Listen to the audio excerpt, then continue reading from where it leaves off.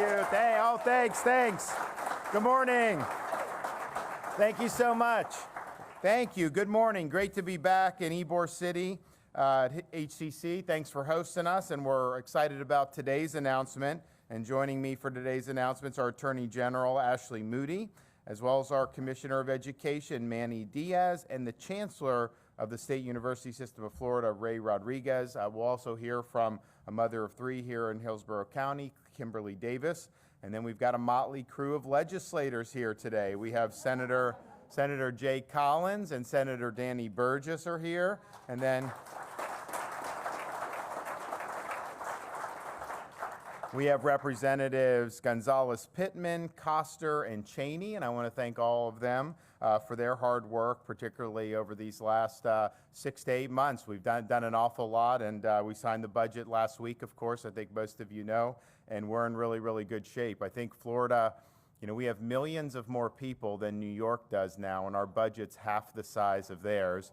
But I think our services and infrastructure and education are all better, so why are you spending all that money and taxing people like that? So I think we're showing how it's done, and I think these legislators, have really helped lead the way. So thank you for what you've been able to do. So you may have surmised that we're going to be talking about higher education today, and we are going to be taking an action to defend Florida's higher education system. We are currently ranked #1 in the nation for higher education by some of these publications. And one of the reasons we are the lowest in America for tuition and fees in higher education, and that's really important. And I don't think we have done tuition increases in Florida, I think, for about 10 years.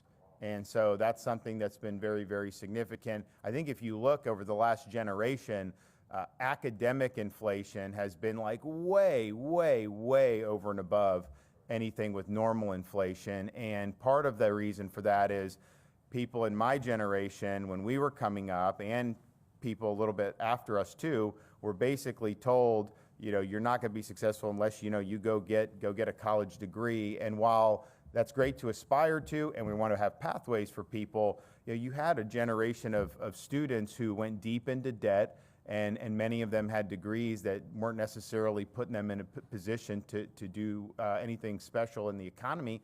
We had a generation of kids end up in jobs they could have at a high school with $50,000 to $100,000 in debt. And so that is not a good way to go about this. And the tragic thing of it is a lot of the loan money that would go and be available would help lead to pressure to increase tuition because they knew they could get money.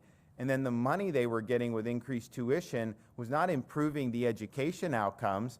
It was increasing administrative bloat and things that really had no direct impact on the quality of education.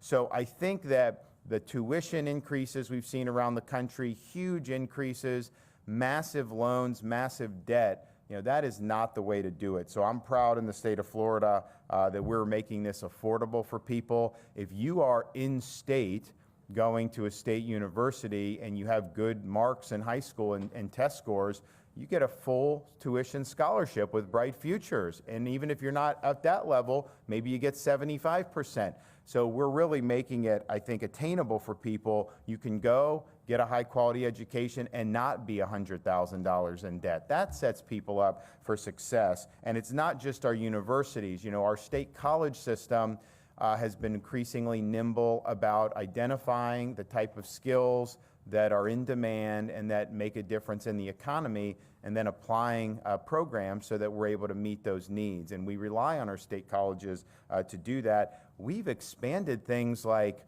commercial driver's license.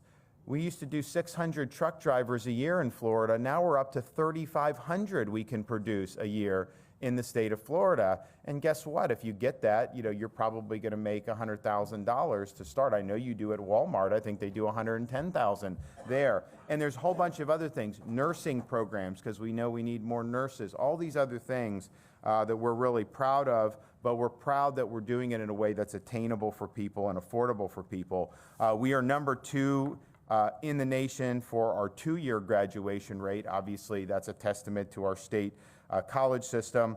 And then number 4 for 4-year graduation rate. You know, the dirty little secret is a lot of these universities kind of want to incentivize you to do 5 or 6 years because, you know, they just get to pocket more tuition money. You drag it out a little bit. You know, us in Florida, we very much expect the 4-year graduation, and that's really where we try to go. So we want you in, and we have some students I know. I mean, I've got people on my staff who graduated with a bachelor's degree in like 2.5 years. And so we want to do that. Get in, get what you need, and then go get on with your life. It's really, really significant. So we're proud of all that.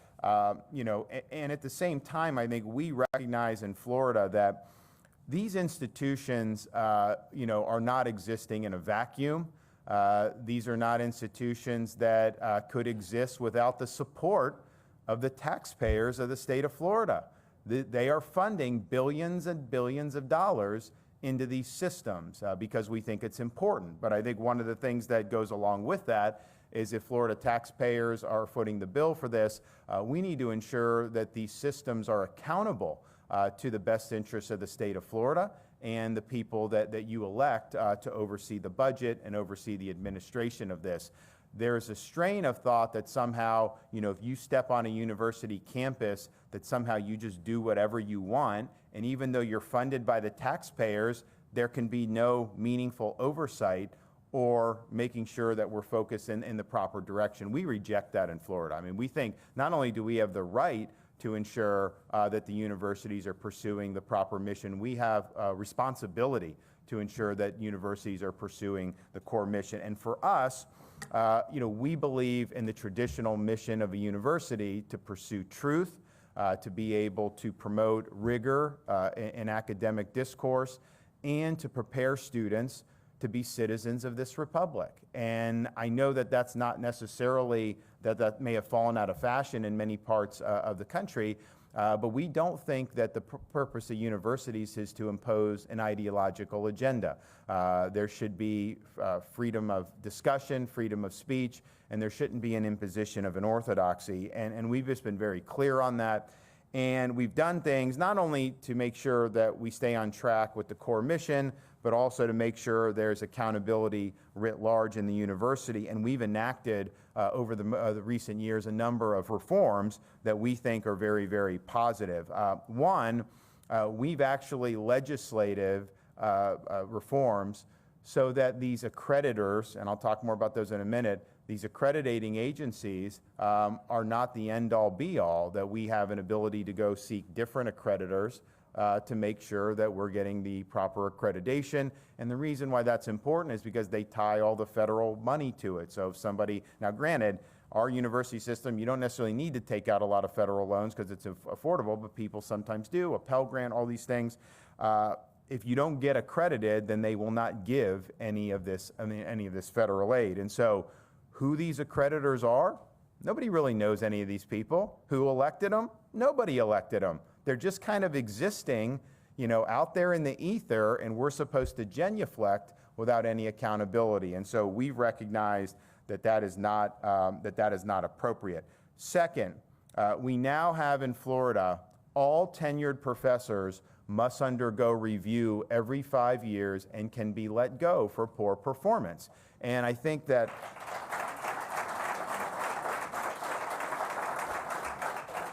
if you talk to people who are wise in the ways of these world, they will tell you that one of the most significant dead weight costs in a university is unproductive tenured faculty. And so, you know, our view is you know, this is an appropriate check and balance on trying to prevent that. On the one hand, there is a role for tenure, and because we thought about, should we just not have it at all? And I was sympathetic to that because I'm like, you know what, we can just hire people to do a good job or whatever. But we had during COVID, you know, you had some tenured faculty at places like Stanford who were speaking out very early against lockdowns, against forced masking, against school closures. And I guarantee with the hysteria that was happening, you know, those people would have definitely been run out of town. They would have lost their jobs. if they didn't have tenure. So I do think that there is value in that. So I think we struck the appropriate balance with what we've done, but what it's going to end up doing is it's going to provide very positive turnover. We've put in huge amount of money directly to the university presidents so that they can go out and recruit new faculty. So, you're in University of Florida, you want to go to MIT, bring somebody to come engineer, you can do it. It's almost like free agency. And so we're giving money to be able to do that. And I think that that's going to be something that's very significant. We've also done great work to ensure seamless transitions when you go from state college to university. Very important that we keep that pipeline going. We have nixed so-called DEI at universities in the state of Florida. I mean,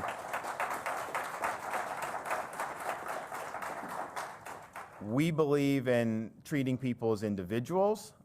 We do not believe in divvying up, and it should be based on merit and achievement. And that's where we're going in the state of Florida. And I think a lot of states are now going to be following suit with that. We also are re-empowering our university presidents to be the final decision maker at their schools when it comes to personnel actions. And so the question is, should the faculty unions be the ultimate decider, or should the president and the board of trustees, who are really our representatives through the governor's appointments on there, and we believe it should be ultimately the president and the board, because they're accountable, at least indirectly, to the people of Florida. Faculty unions are just not accountable. And I also think as we're striving for more intellectual diversity, the more power these faculty unions have, I think the more apt they are to force people to toe the ideological line. And so this has been, I think, a series of very positive reforms that are reorienting our higher education system, I think, in a really good direction. Now, that brings us to why we're here today, because all the things I just said, I think most people would say, make sense.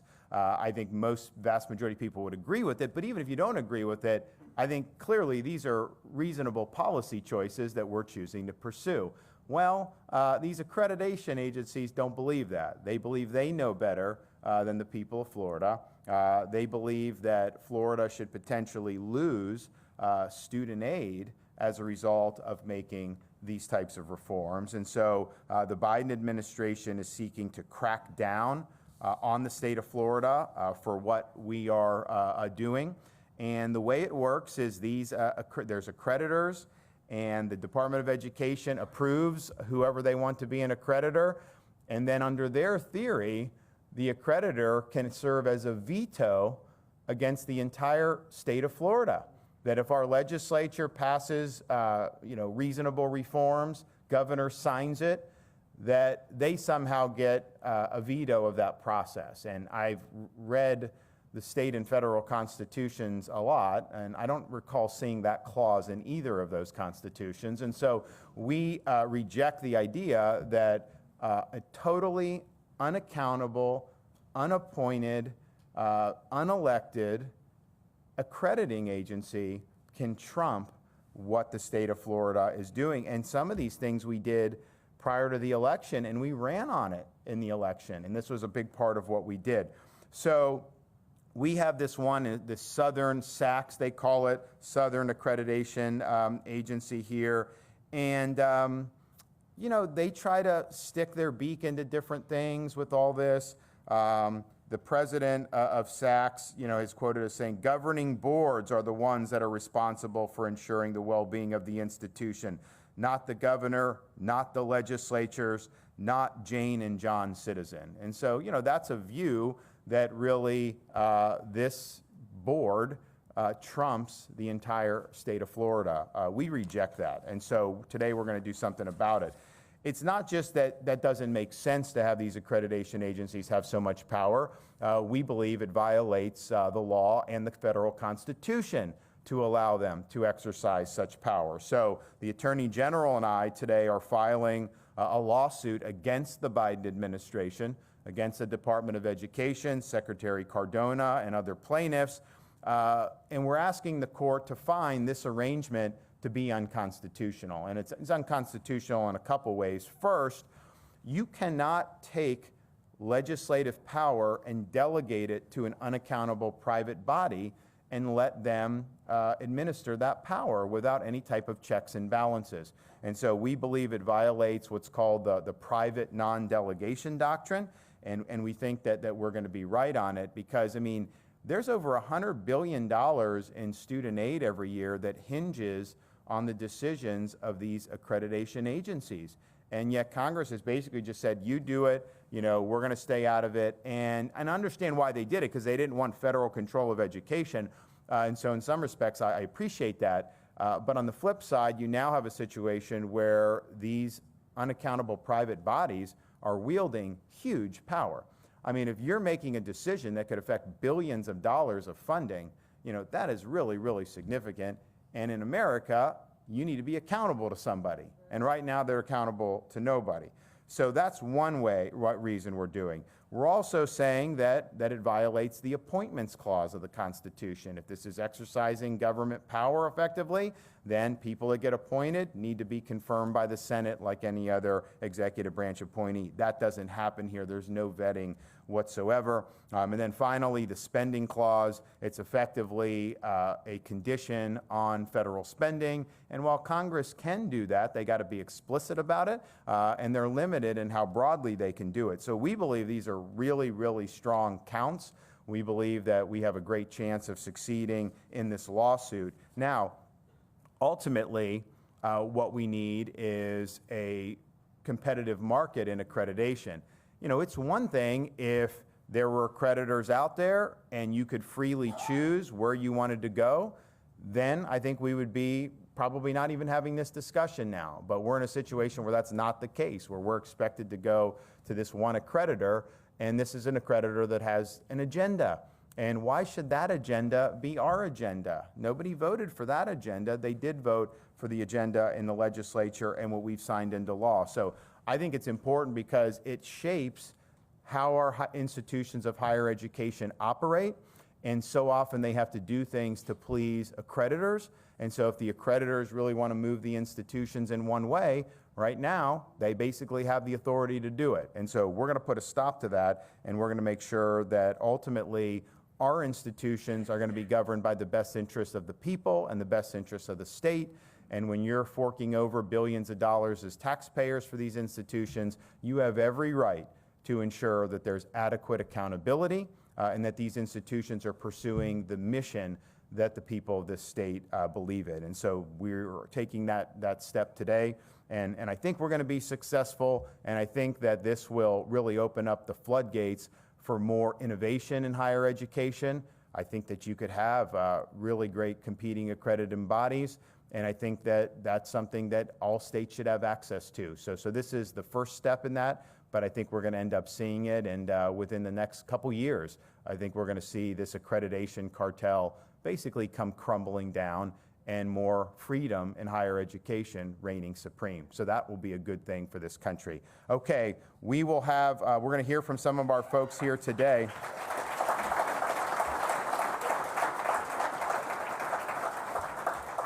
We're going to hear from some of our great folks today. So first, spearheading the effort today and following the lawsuit, I believe down in Fort Lauderdale. Is that where we're filed? So the lawsuit filed down in Fort Lauderdale in federal court, federal district court, is our Attorney General, Ashley Moody. And she's got a pretty good record going against the Biden administration. So let me remind you. Thank you, Governor. You know, I believe the governor's comments and introduction of what we are trying to do shows why Florida is leading the nation on so many of these critical issues in our states. In fact, I cannot think of a governor or any leader who is more diligent when in his gut he questions the nonsense of something, or when he sees why something has been set up for so long and a practice has been entrenched for so long, and he said, that doesn't make sense. We can't govern like that. That does not make sense. And instead of bellyaching and complaining and throwing up his arms and saying, it's just been done like that a long time, it must be right, he digs in, understands always with a lens of constitutional principles. What is it that the people have entrusted to a limited government? What is it that the people expect of this process and this practice? And is it even lawful? And I cannot tell you how many times when we've had these discussions, when he has a sense that something isn't right or something isn't legal or something isn't permitted under the Constitution, and we dig in, sure enough, he says, let's get him, let's go. And I saw it uniquely, always, Governor, and I don't want to say that I didn't, but especially during COVID. Especially during COVID.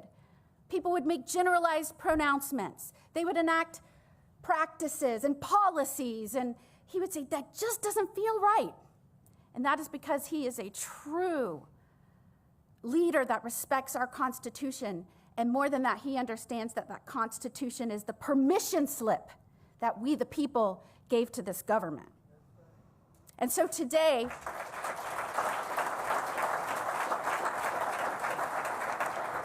is just a reflection of we, the people, ensuring that it is us, we, that is running government, that is having a say in these practices.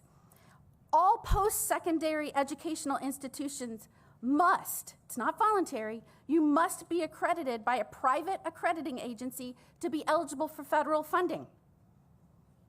Congress cannot delegate its authority to a private institution that's not accountable to the people. That's unchecked power, as the governor said. And he has said the legislature, our great legislature, we have our senators and representatives with us today, have tried to play a part in ensuring that we are promoting free discourse and making sure we're having the best leadership and standards in our institutions. And so many times these private accrediting agencies come in and try and trump that. That didn't feel right. And it's not just the most recent actions. I just want to go through with you some examples of the audacity of the belief of these private organizations that they are the emperors of education, that their standards are what goes, that they have the say and all of the standards that are imposed on our institutions. Just listen to some of these examples on how they felt like they were the governing body. In 2021, they threatened the accreditation status of FSU because the Florida Board of Governors was considering our Commissioner of Education for the FSU president, for a single university. They said, and I quote, "It endangered the institution's access to federal financial aid." And that was not the first time they threatened Florida's institutions. Following a deadly hazing incident at Florida A&M University in 2011, then Governor Rick Scott publicly suggested that the university's president, we should consider suspension. The accrediting agency responded by chastising the governor for daring to express his opinion on a state-owned university that threatened FREMU's accreditation. In 2013, they threatened the accreditation status of the University of Florida when the president was asked to postpone his retirement for a brief time. In other states, and Governor, I wouldn't be surprised if other states follow your brave lead. In other states, in 2012, the accreditation agency threatened the University of Virginia because the school's governing board asked the president to resign. In 2019, they threatened the University of South Carolina because Governor Henry McMaster, who, by the way, served as a member of the school's board of trustees by law, was involved in selecting the university's next president. And more recently, they picked a fight with the University of North Carolina, UNC, over the creation of a new program, which was voted on by the UNC Board of Trustees that promised to hire professors from across the ideological spectrum and was designed to end political constraints on what could be taught in university classes. The officials said, we'll either get them to change it or the institution will be on warning. We assume institutions are innocent until proven guilty.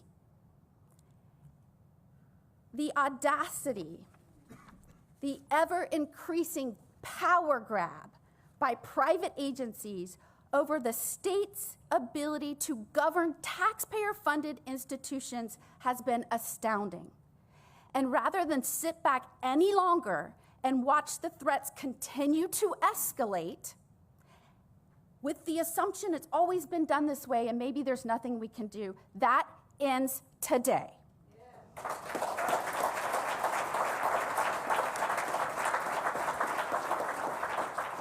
It is unconstitutional, it is illegal, and with this action, we are taking back the power to oversee our institutions by the people that fund it and this great state rightfully. And thank you, Governor DeSantis, for your bold leadership. Okay. All right, Manny.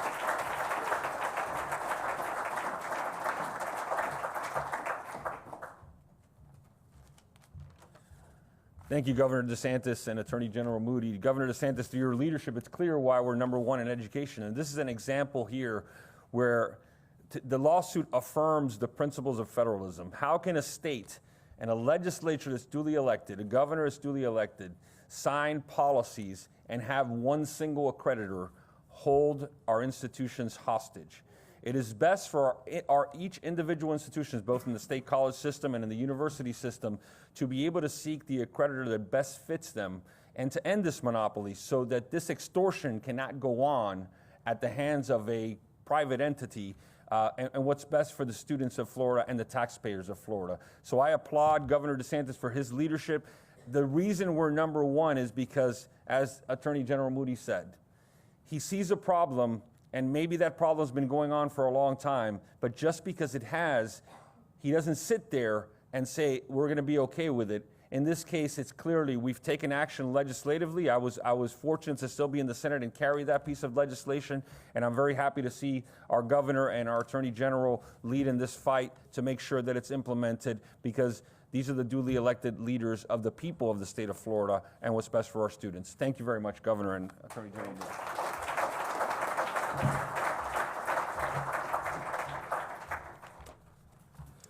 Good morning. Governor, I want to thank you for your leadership. I'm going to echo the commissioner. Actions like these demonstrate why you're America's governor, because while you're taking action to protect Floridians, the entire country is ultimately going to benefit from this action. I know for many of you this is a surprise that we've come up today and announced there's going to be litigation against the U.S. federal government. And many of you may think it's coming out of nowhere. I'm going to take just 2 minutes and give you some background, because this has been a long time coming. Since World War II, we have been in a situation where there are regional monopolies in the area of accreditation. So depending on where your university or college was located, it was dictated whom your accreditor would be. And because we're in the Southeast, our accreditor was SACS. Under Betsy DeVos as Education Secretary, the Department of Education went through rulemaking, and they blew up the monopoly aspect of accreditation. And in theory, if the Department of Education is following their own rules, we should get to choose which of the regional accreditors we go to. And so that's what's happened here. 6 months ago, the University of Central Florida submitted a request to move from SACS to the Higher Learning Commission as an accreditor. We did not receive a response. Actually, it was 7 months ago that they made their request. We went 6 months hearing nothing from the Department of Education on this response. And when they finally did respond, they didn't give us the answer as they're required to by their rule. Instead, they responded with more questions. And I want to make sure everyone understands, we didn't send a one-page letter notifying Department of Education that University of Central Florida wishes to move. It was a 14-page letter that, section by section, provided the information we were required to by the Federal Code of Regulations and the guidance that had been issued by the Department of Education, identifying why they wanted to move and how it served the interest of our students. 14 pages, plus there was an appendix that was probably another 100 pages attached to that, which was required. There was nothing left out of this application. And yet, 6 months later, we still don't have an answer. The Department of Education holds themselves up as if their action is to protect quality. And that's why they're delaying the response to the University of Central Florida. Did you know that there are nearly 50 four-year nonprofit colleges and universities who have graduation rates of 20% or less, and they're still accredited by SACS? And this is the accreditor that the federal government wants to hold us hostage to and be trapped, only to be accredited by them.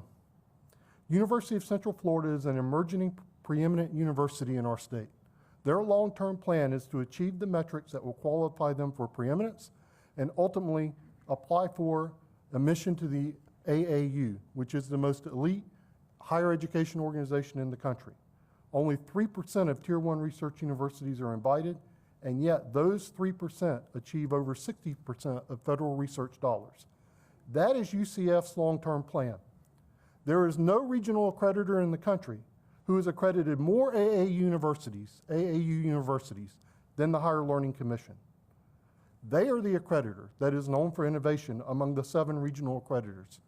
They are the accreditor that best fits the long-term plan for the University of Central Florida and their students. And the federal government continues to obstruct us. Not only do we have all these strong constitutional challenges that the governor has identified and we are going to win, but even beyond that, the Department of Education is not even following their own rule. We are a nation built on the rule of law. The law applies to everyone, whether you're John Q. citizen or the U.S. federal government. And I'm thankful for the Attorney General and our governor to hold our federal government accountable to that principle. Thank you.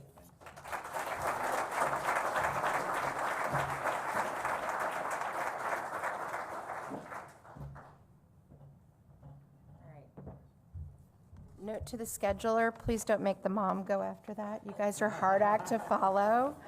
My name is Kimberly Davis. It's an honor to be here. Governor, Attorney General, Manny Diaz, thank you all for everything that you're doing for us. It's an honor.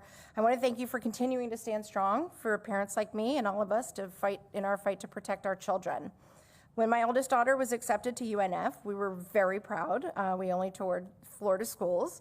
We were doubly proud when she was offered scholarships from UNF and Bright Futures and federal grants like the Pell Grant.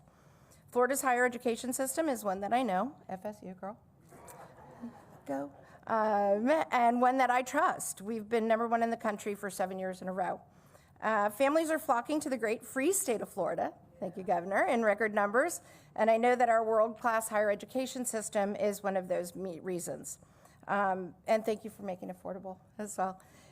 In Florida, our parents, teachers, and professors will focus on education, not woke ideology.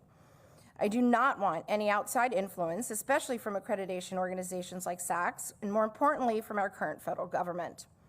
Right now, unelected federal bureaucrats in DC are trying to run this state. We need to remind them that our governor, Ron DeSantis, runs this state. He never backs down from a fight, and he will always have the backs of parents and protect our ability to choose what is right for our children. In a rogue accreditation agency like SACS wants to play political games of ideology instead of supporting my daughter's earned education. She worked for that. Thank you for helping her. Governor DeSantis is absolutely right to go another way, and thank you for Ashley Moody for filing the lawsuit. Thank you, Governor, for everything you do and are doing to keep Florida free, safe, and #1 in higher education. All right. Thank you.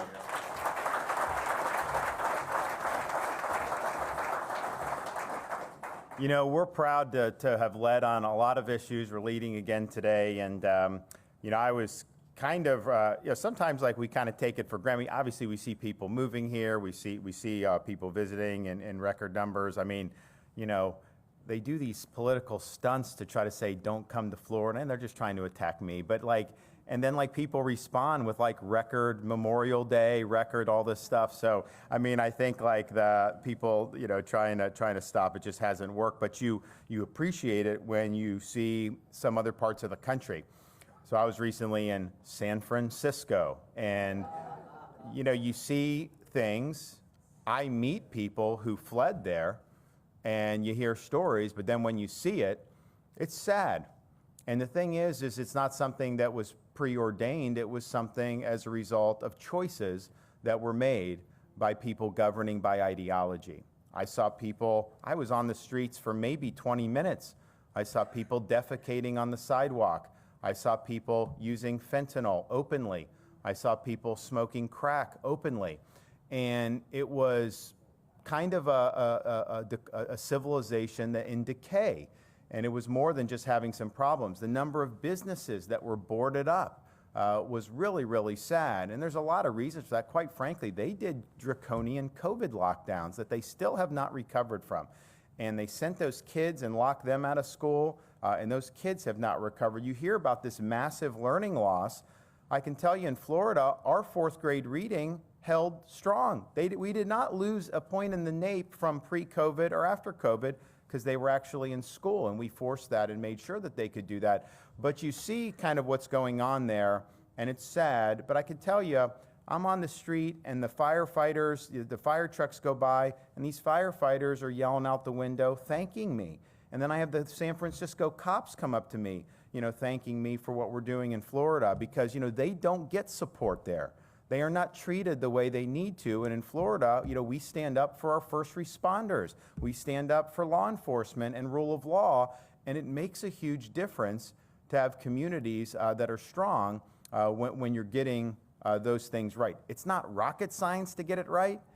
You just have to be willing to put aside a lot of the political BS, a lot of the smoke that's out there, a lot of the cultural stuff, and just say, you know what? We're going to focus on basics, and we're going to get the basics right. And it doesn't matter what media says. It doesn't matter what activists say.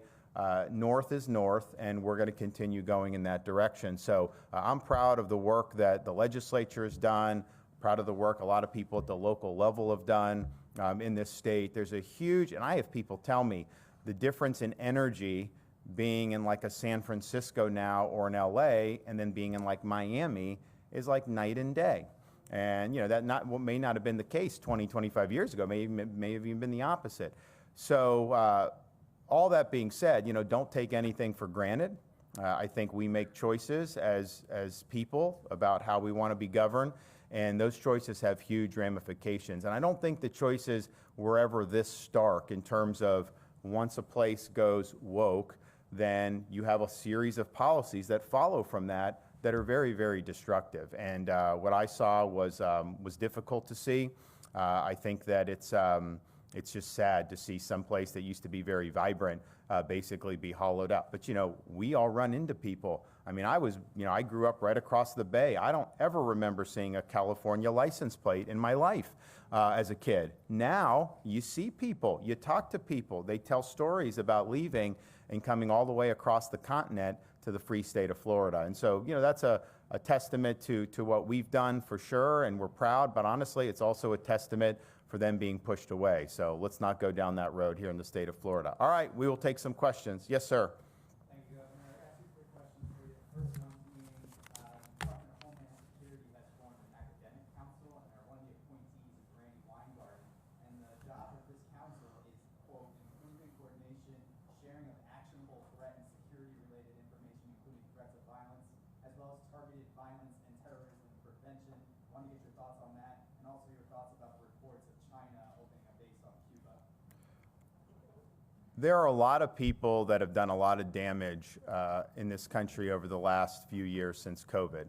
But I would say among the most damaging has been Weingarten as the head of the National Teacher Union, because she really led the effort to force schools to close. When we said in the summer of 2020, I think it was like June of 2020, COVID hysteria was still at fever pitch. We said every school district will be open for in-person instruction. If you care about kids and you care about education, you would have greeted that positively. I know a lot of the parents greeted it positively, even at the time when it was very controversial. She did not. The teacher union did not. They responded by suing us to try to lock kids out of school. They wanted a court to rule that we could not allow kids to be in school in person.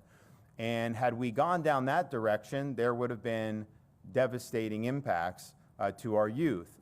But there were many jurisdictions, because of that activism and because of the power that those unions have over school systems in places like Chicago, Los Angeles, San Francisco, where these kids had no chance. And the sad part about it is the people that would oftentimes be out public advocating for school closures, a lot of times they got their kids private tutoring. They got their kid in a private in-person school. It was really the lower income, the working class families that bore the brunt of her school closures. And I think it's going to have a generational impact, because you can't just keep a kid out for a year and deprive them of being able to do activities, all these things, and think that that's not going to have an impact. It's hard enough growing up right now with all the influences out there. You just completely deprive them. So I just think it was totally deplorable, but I think it sent a message to parents across this country, who are some of these people actually fighting for? They're not fighting for you as parents. In fact, they oppose parents' rights in school. They think the parents should butt out. They're not fighting for the school kids. Lord knows if they did, they would have moved hell or high water to try to get those kids in school. And the data was very clear. When we did it in Florida, yeah, it was controversial because of the narrative and everything. But if you actually sat down and looked at Sweden and some of these places, you knew we were doing the right thing. Wasn't easy politically, and we stood in the breach for people because it was the right thing to do. But this was not something that, and I remember the hysteria when the kids were going back, the national media, and I'm like, nothing's going to happen, okay? It's going to be fine, and we'll be able to get through it. And the same with our universities. I told the universities in 2020, don't police the kids' social lives. Let them be students. And so you know what happened? They didn't. So our kids in Florida, where they were being isolated in other states, our kids in Florida, yeah, they would go out, they'd go to parties, they'd do this. Guess what? Some of them got COVID. Then guess what? They got over COVID, and then they went about their lives.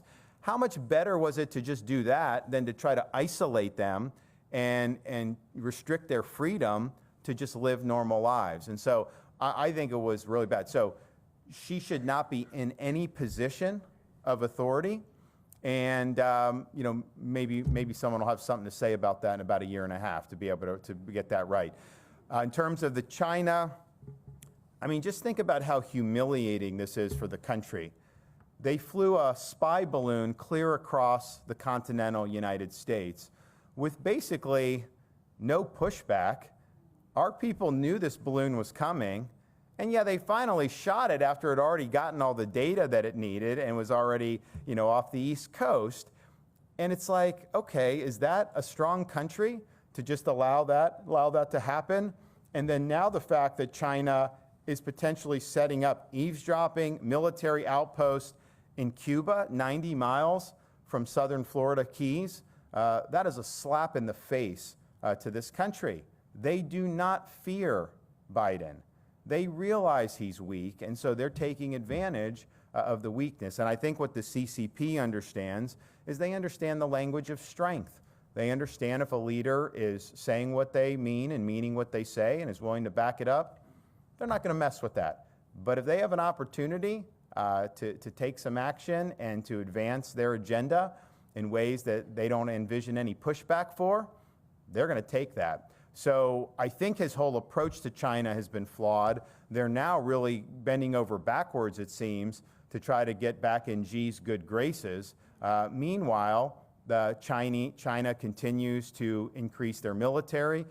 They continue to have an inordinate impact on our lives here in America, with how much our economy is now dependent on things made in China. You can't even get the ammunition we would need for a war unless you get stuff from China. You can't even refurbish our own nuclear arsenal unless you get stuff from China. And then what does Biden want to do? He wants to force everyone an electric vehicle. Well, guess what? Where do we get the materials to go into creating the batteries? From China. So it actually makes us more dependent on China.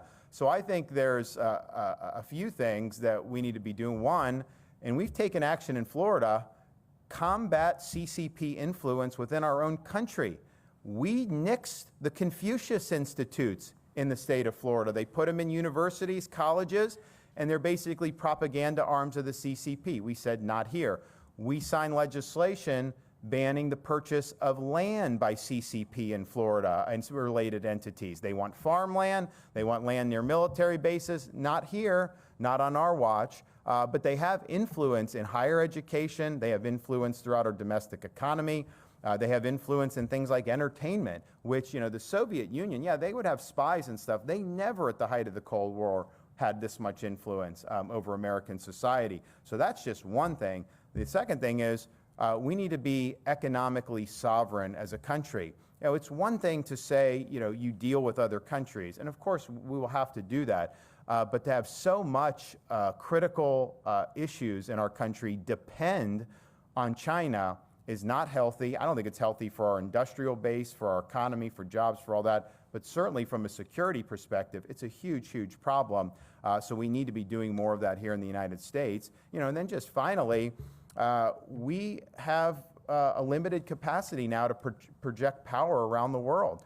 We had about 600 ships in Reagan's day. We got, about 280, 285 now. If you look at the Pacific theater, I think that is the dominant theater for us in this decade and beyond. And we need to be able to project power. We need to be able to work with Japan, Korea, India, Australia, other allies in the region to be able to check Chinese expansionism and China's ambitions. And it all goes back to a bet that a lot of policymakers made in this country 20, 25 years ago, that if you put China on a pedestal, gave them most favored nation status, put them in the World Trade Organization, that they would become more democratic as they were able to, dump products into other people's markets. And in reality, the opposite has happened. Xi is more ideological than any ruler since Mao Zedong, and he's been more authoritarian than any Chinese ruler since Mao Zedong. And he's used a lot of that industrial strength, a lot of that wealth to make China a near peer competitor to the United States. And so that was a failed experiment. And now we're in a situation where we've got to dig ourselves out of that and get on better footing so that we're doing what we need to do to protect the interests of the American people. Yes? Former President Trump has continued to attack you, and he did again last night. Regardless of his attacks, do you have that Trump as the GOP nominee? So what I would say is this.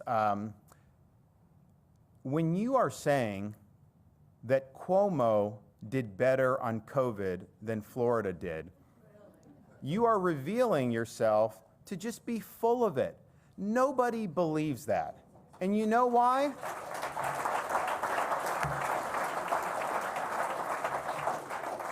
And you know why I know that?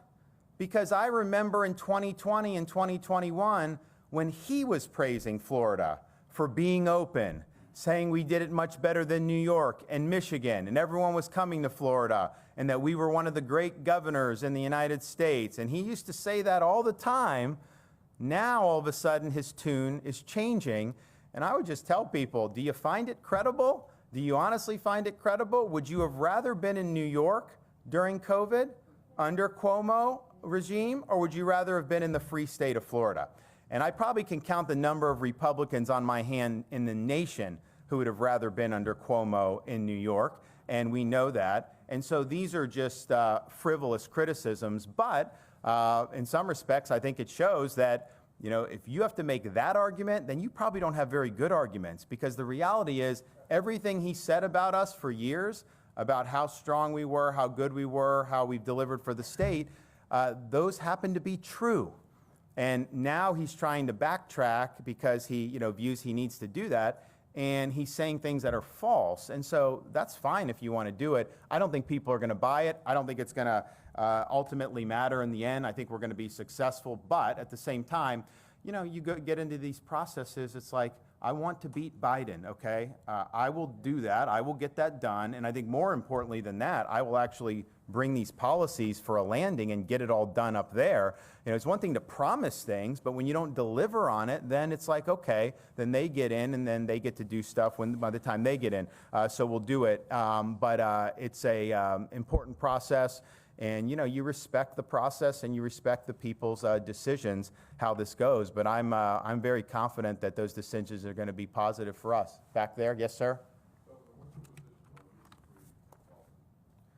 Which lawsuit is that? She's suing us every other day, it seems like. What was it about? It's about my staff? It's totally frivolous. So, we have staff in the executive office of the governor who in their private time have wanted to do things to be able to help our campaign. And so they've called friends, asked for support, donations, all this other stuff. They have every right to do that. They don't use state resources to do it, of course not. But you have every right as a private citizen to be engaged and to be involved. And I would note, we have I've had 3 chiefs of staff. We had Shane for the first 2+ years. Adrian was always meant to be a short term. And then now we've had James. And Shane and Adrian are both huge supporters of our campaign. my current chief of staff in his spare time feels so strongly about it, then he's out there helping and rustling up support. I also have on my campaign, my lead policy guy was my chief of staff when I was a U.S. congressman. He felt so strongly that he's moved, he and his wife moved to Florida from Washington, D.C. to be a part of our operation. And so I think it shows, these are people that have worked for us through the years, and here we are, and they're rallying support for me. That's not true about every other candidate. I mean, there's other candidates that a lot of the people that have worked for them, they're running for the hills. And they don't want to be a part of a future campaign. And so I think it shows that from the time we were involved in any of this stuff, we've basically been very mission-oriented. We've really asked a lot of people to just stay on target and get as much done. But I think a lot of people feel very, very strongly. So I think it's a very positive thing. I'm confident it was 100% totally compliant with anything. And I think it's just a great testament that people understand we need to change some things in this country. We're off kilter. We can't keep going like this. And so we really represent a restoration of sanity in this country. We represent a return to normalcy. You can't have communities being overrun by illegal aliens coming in. You can't have them be overrun by drugs and criminals. That's not what community life is supposed to be. And they know that we'll also restore integrity into institutions like our military. Not have woke ideology, but commitment to mission. Our constitutional system, there's no 4 branches of government, there's 3. We don't have an administrative state that gets to operate on its own, not by design. It's doing that now. We're going to bring that to heel. We're going to restore proper integrity. So I think people realize that we need a change, and we represent that change. Okay, yes.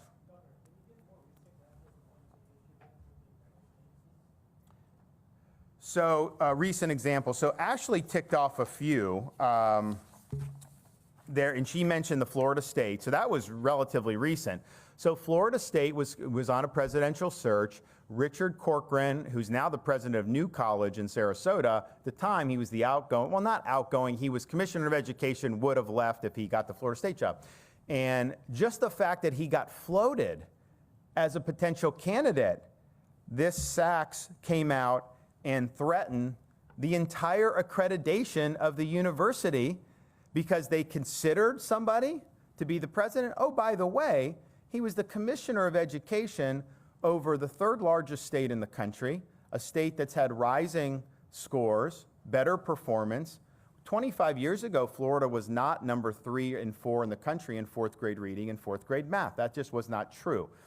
And so he had a lot of accomplishments, a lot of great reforms. He had been Speaker of the House. So it's fine if you don't think that's your ideal candidate, but to say you lose accreditation for just potentially considering or putting someone in the hopper, is ridiculous. I think Ashley may have mentioned when they had the deadly hazing incident at Florida A&M, my predecessor suggested that maybe action needed to be taken against the president of the university. And then they basically chastised the governor for expressing an opinion. Again, this is a state publicly funded university. The idea that we should just have our head in the sand, regardless of what happens, you're paying for this university with your tax dollars. It would be dereliction of duty not to care about what was happening. And then in Georgia, the accreditor threatened funding of every single college and university in the state because there was a pending appointment of a former governor to oversee, I think they have like a board of regents overseeing the university system, and they did the same thing in South Carolina. So, you have a former governor, I believe it was Governor Perdue. He had also been the Secretary of Agriculture under the Trump administration. Guy had a heck of a resume, and the idea that somehow putting him as head of the university system would be something that you would lose funding over, this is just outrageous. And I can guarantee you, Perdue was appointed by a Republican governor. He was a Republican. If the shoe were on the other foot in terms of party, do you honestly think that Sachs would have issued that ultimatum? No way. No way. So they're pursuing their agenda. And the question is whose agenda should ultimately govern? The people's agenda? You know, people elect. We had a great, we had an election. All these folks ran. I ran. They made their decision. We talked about education a lot over the last 4 years, made the decision, and then here we go doing it. And should that ultimately be the agenda that governs, or should it be an agenda from some random accrediting body that none of us know, none of us have any impact over? They're just kind of out there floating around on their high horse doing whatever they want to do. Clearly, if you believe in constitutionally accountable government, you believe that it should be we the people that ultimately are channeling our interests through our elected representatives. And so that's what we're doing. I do think that more recently with the reforms I enunciate at the top of the press conference, Biden's folks are pushing back on this. I mean, they're sending these letters, these dear colleague letters, or whatever they call them. One of the counts in the lawsuit is that just sending a policy letter violates the Administrative Procedures Act. If you're going to promulgate a regulation under federal law, there's a process you got to go. You have notice and comment and all this. All they do is send these letters. And what happens is most people, most states or private companies, if they get one of those letters from a federal agency, they fold because they know the federal government's powerful. We don't fold in Florida. We fight back in Florida, and that's why we're doing this today. We have rights as Floridians. We have rights under the 10th Amendment of the Constitution as a state to be able to govern our affairs this way without having extra constitutional or extra legal federal interference. Thanks, everybody. God bless.